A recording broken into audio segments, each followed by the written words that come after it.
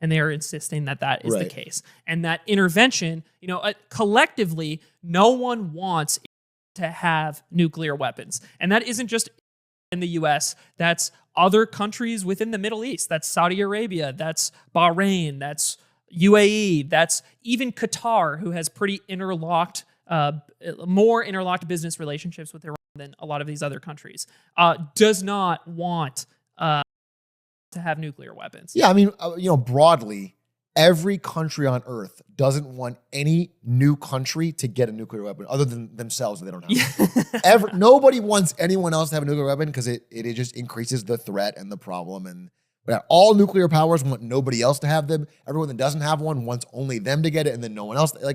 That's where we're at. Because and there's no country that has nuclear weapons has ever been invaded, right? Like directly, that's kind of the thing is like once you get to that point, you're now at the level of deterrence of, it's the same reason that we aren't, well, at least a reason that America hasn't like pushed into Russia directly. Because it's like, you can't poke the bear too much, but now there's a lot of bears all over the fucking world, right? Like the instant they get it, like your options are massively limited, right?